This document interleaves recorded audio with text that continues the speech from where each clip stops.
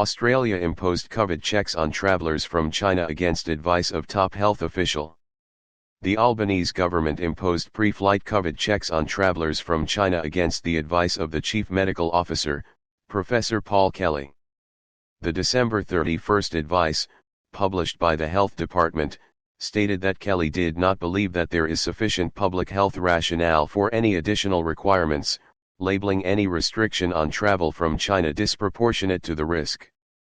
Announcing the federal government's response on Sunday, the health minister, Mark Butler, sidestepped a question about the content of health advice, saying that it confirmed Australia was well positioned in the fight against COVID, but the pre-flight checks were being imposed out of an abundance of caution. In the advice published on Sunday, Kelly states he consulted chief health officers on the Australian Health Protection Principal Committee on December 30, 2022, and there was strong consensus that implementation of any restrictions to travel from China at this time would be inconsistent with the current national approach to the management of COVID-19 and disproportionate to the risk. I do not believe that there is sufficient public health rationale to impose any restriction or additional requirements on travellers from China, he stated.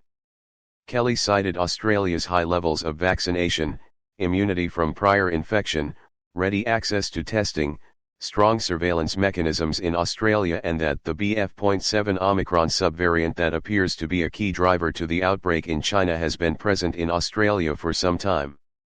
The written advice echoes comments made by Kelly on Thursday that the variant that's circulating mostly and driving the rising cases in China is a variant that we've already seen in Australia.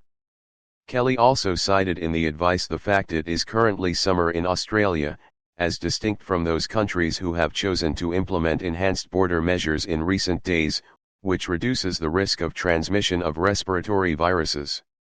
Notwithstanding, should you wish to explore in further detail the powers available to you as Health Minister under the Biosecurity Act 2015, I will ask that formal legal advice be prepared for your consideration. Kelly recommended greater surveillance, including that the government explore the feasibility of implementing an aircraft wastewater testing program, a measure Butler gave the green light to on Monday. Butler said on Sunday that he had received written and verbal briefings from the Commonwealth Chief Medical Officer Professor Paul Kelly, about the emerging situation in China.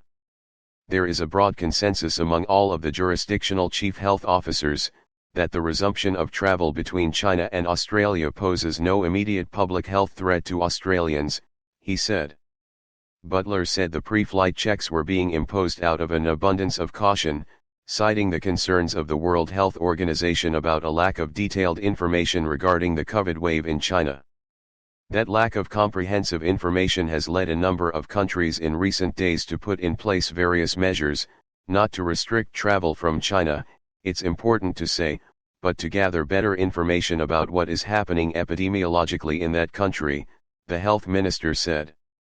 Further details about the pre-flight testing regime, released on Monday, reveal that rapid antigen tests will be accepted but must be administered or supervised by a medical practitioner.